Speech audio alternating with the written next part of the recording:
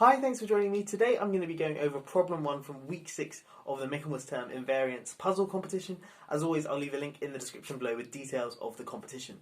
Anyway, this is the problem I'm going to be tackling today. We want to prove that for all natural numbers n bigger than or equal to 2, there exist n distinct perfect squares whose sum is also a perfect square. So I've got an example here for the case n equals 3. So 9 squared plus 12 squared plus 20 squared equals 25 squared. So clearly each of these things here are perfect squares, and these three here are distinct. And let's just verify this. 9 squared is 81, 12 squared is 144, 20 squared is 400. If you add those up, you get 625, which is indeed 25 squared. Okay, so that's the case n equals 3 done, but we want to prove it's true for all natural numbers n, where n is bigger than or equal to 2. Okay, so if you want to have a go at this problem, pause the video now and give it a go for yourself, and I'm going to jump straight into a solution.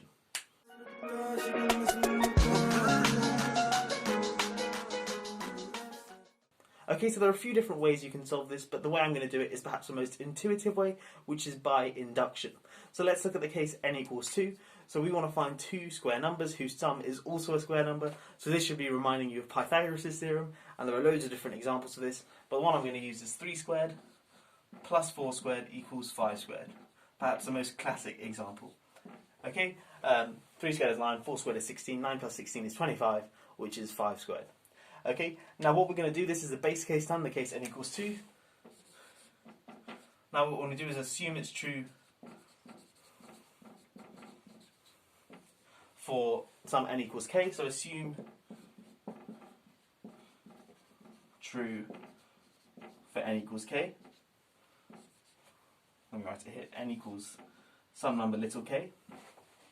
So that means that we have k distinct k distinct perfect squares whose sum is also a perfect square.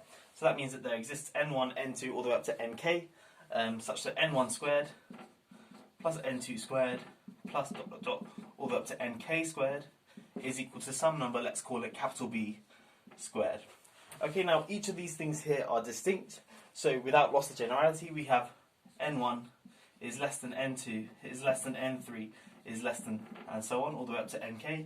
And of course, b is going to be bigger than nk, because b squared is nk squared plus some positive stuff. So this thing here is strictly less than b. Okay, now what we want to do is use this to construct k plus 1 perfect squares whose sum is also a perfect square. And as you'll see, it's going to revolve around this fact here.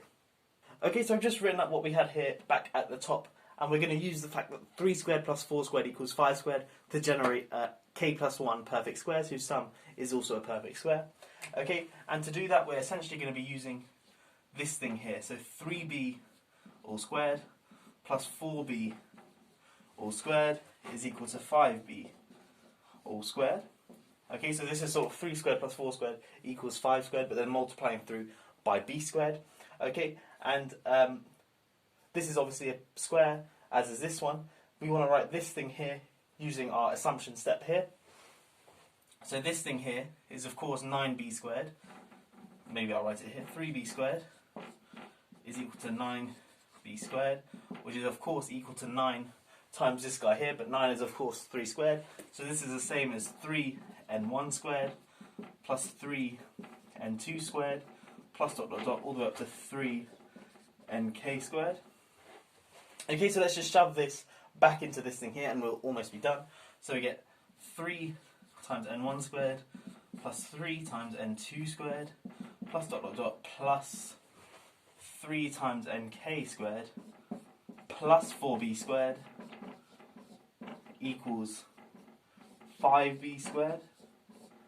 Okay, so here we've got a square number all the way up to a kth square number, and then we've got a k plus 1th square number there, equals a perfect square. So the only thing we've got to do is check that each of these things here are distinct. Okay, but I claim that 3n1 is less than 3n2 is less than ... is less than 3nk, which is less than 4b, and which obviously proves that they're each distinct. Or this thing here, this set of inequalities here comes from this thing here. n1 is less than n2, so certainly 3n1 is less than 3n2. n2 is less than n3, so certainly 3n2 is less than 3n3, and so on. And then this thing here, 3nk is less than 4b. Well, that just comes from the last one there. nk is less than b, So certainly that means that 3nk is less than 3b, but of course 3b is going to be less than 4b.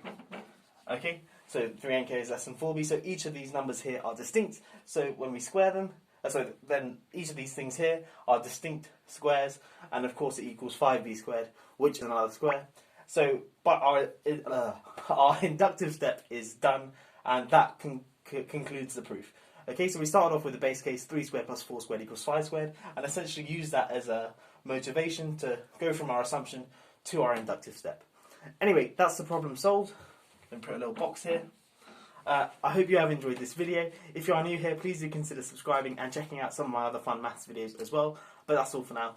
I'll catch you in the next one. Have a great day.